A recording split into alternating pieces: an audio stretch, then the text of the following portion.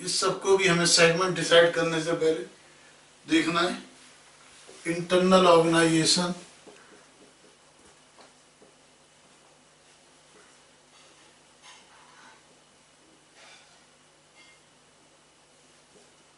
And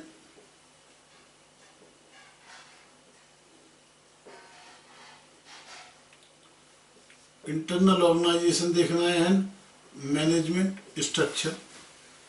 internal organisation and management structure, system of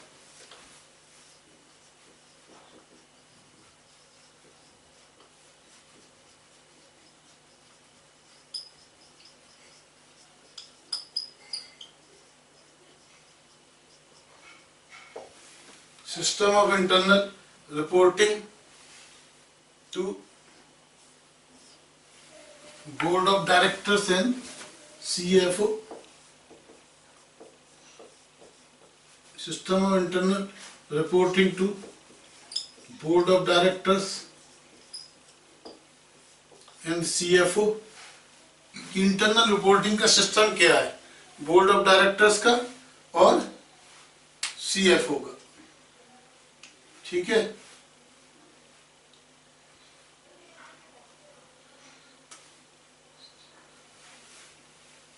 और जो regarding segments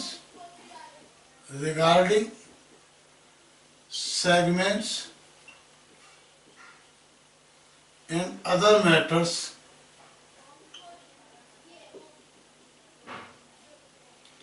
ये decisions of, हमें डिसीजंस देखने हैं। Decisions of board of directors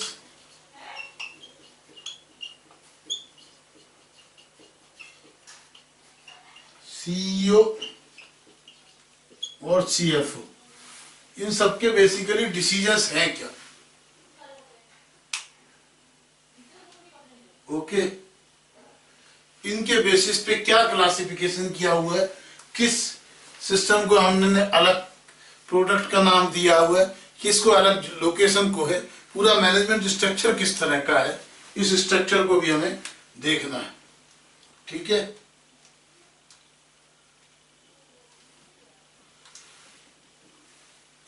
तो इससे हम क्या देखेंगे, how prominent are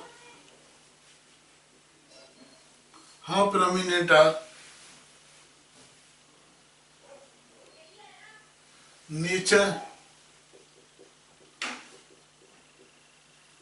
and structure of risk and reward. Risk differ on return on, यानी रिटर्न से या रिवार्ड से हमें देखना है कि कहाँ किस तरह रिस्क इज एसोसिएटेड, रिस्क और रिटर्न का क्या स्ट्रक्चर से रिलेशन है, इस सब को हमको स्टडी करना है, एनालिसिस करना है। उसके अलावा अब हमें देखना है कि जो क्लासिफिकेशन होंगी, तो क्लासिफिकेशंस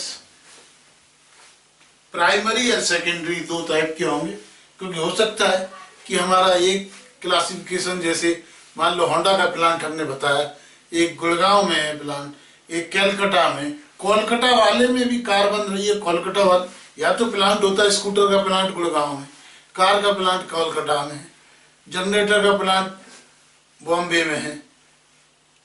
लेकिन क्या है कि कई जगह, हर जगह प्लांट पे वही आइटम्स बन रहे हैं, ठीक है। तो हमें देखना पड़ेगा सेगमेंट प्राइमरी कौन सा है और सेकेंडरी कौन सा है। तो अब हम देखते हैं प्राइमरी एंड सेकेंडरी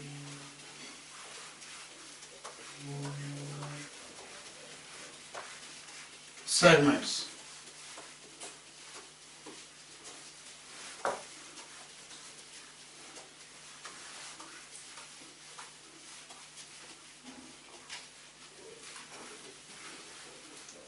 हाँ जी, अब हम आ जाते जाते हैं primary and secondary segments.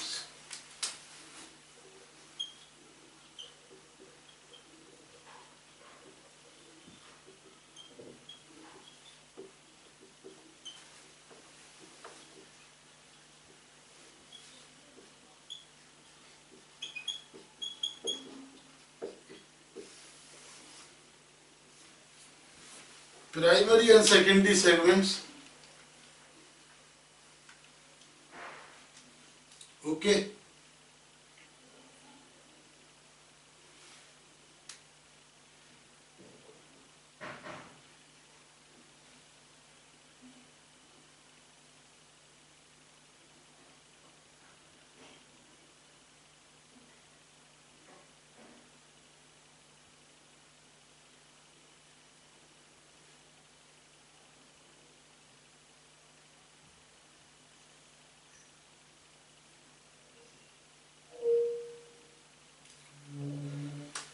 Primary and secondary segments के लिए both products and geographical is by same set of management structure. यदि एक ही स्ट्रक्चर है, अलग अलग ज्योग्राफिकल के लिए नहीं है कि ईस्टर्न का अलग जीएम है, वेस्टर्न का, पूरा स्ट्रक्चर एक ही देख रहा है, प्रोडक्ट्स हो या ज्योग्राफिकल हो, एक जीएम है, वो कार भी देख रहा है, स्कूटर भी देख रहा है, कलकत्ता भी। यदि बोथ प्रोडक्ट्स एंड ज्योग्राफिकल एक ही देख रहे हैं तो products will be the primary segment and geography will be the secondary segment.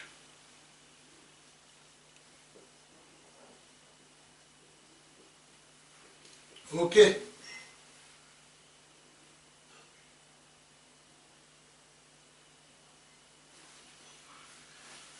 अब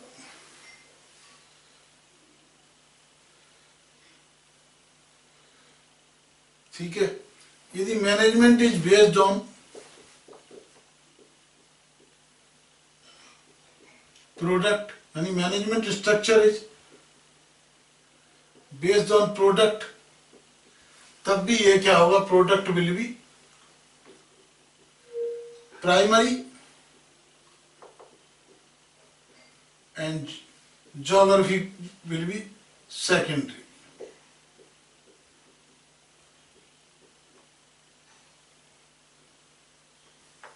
ओके। अब मैनेजमेंट इज बेस्ड ऑन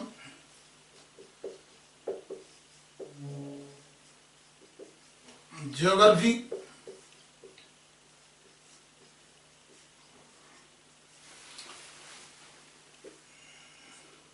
तो ज्योग्राफिकल विल बी प्राइमरी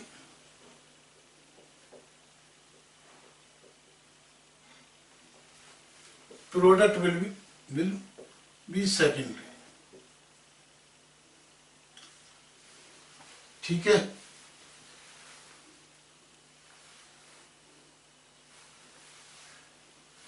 तो यदि बोथ है तब तो ये हो गया, और यदि प्रोडक्ट के बेसिस पे तो ये है ज्योग्राफी के बेसिस।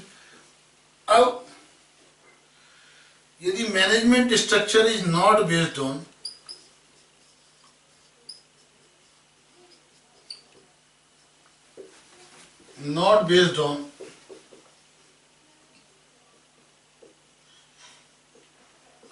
प्रोडक्ट और ज्योग्राफी की,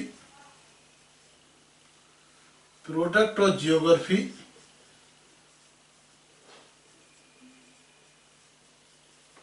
किसी भी फैक्टर से मैनेजमेंट स्ट्रक्चर नहीं है।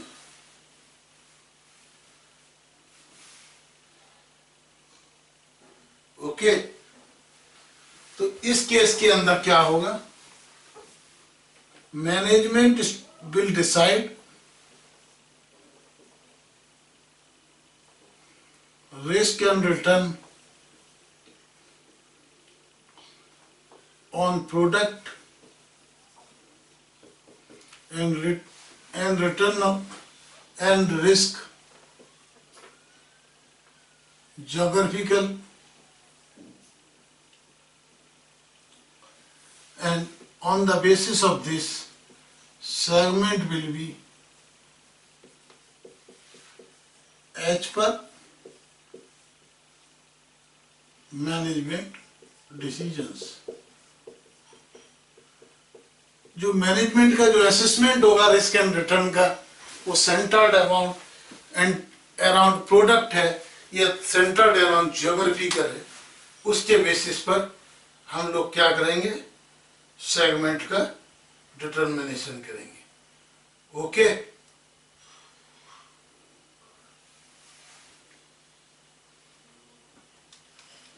ठीक है। तो अब हमें रिपोर्टिंग क्या क्या रिपोर्ट करनी है, कैसे कैसे रिपोर्ट करनी है।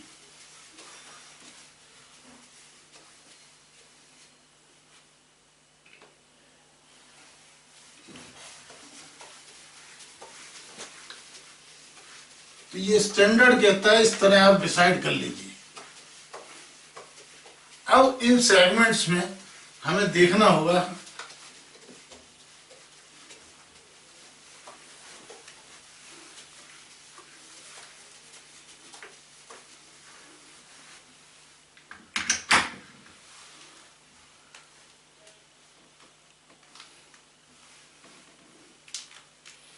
अब इनके बेसिस पे हमको रिपोर्टेबल सेगमेंट्स निकालने हो। ठीक है, तो स्टैंडर्ड क्या कहता है कि हमें टोटल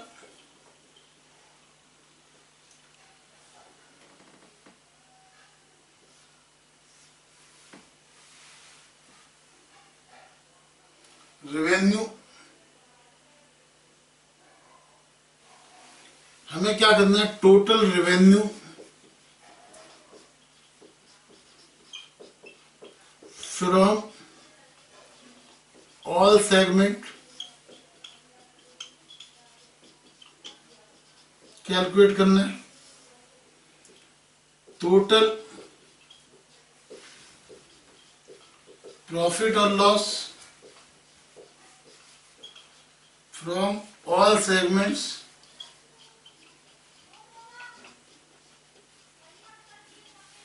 कैलकुलेट करना है। ओके, और हमको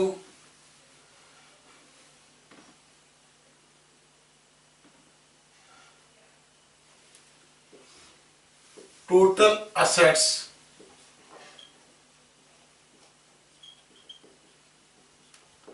ऑफ ऑल सेगमेंट्स कैलकुलेट करनी है। ओके,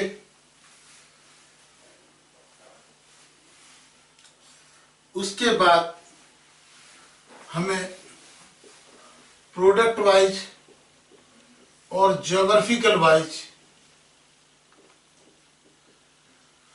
अलग अलग सेगमेंट्स की separate revenue, P&L and assets calculate करनी है।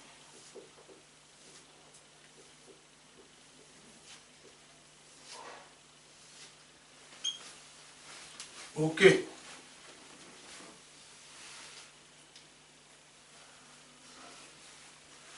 तो यदि जिन सेगमेंट्स की, तो पर्टिकुलर सेगमेंट्स की यदि रेवेन्यू इज 10% और मोर देन 10%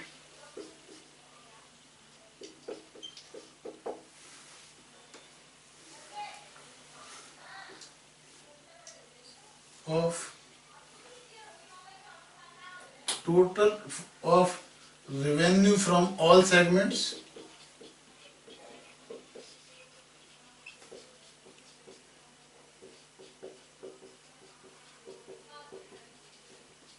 ओके, या प्रॉफिट और loss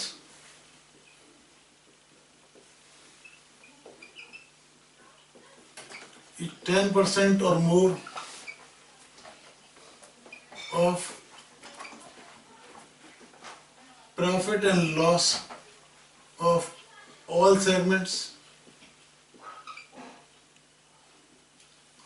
or assets here are 10% or more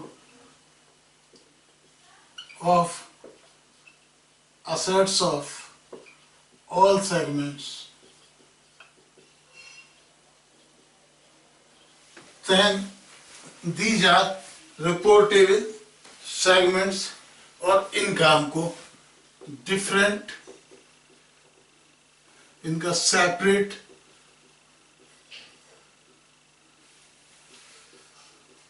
operating income, expenditures और सब separate assets, separate records as per segments हमको डिस्क्लोज करने हैं, बनाने हैं।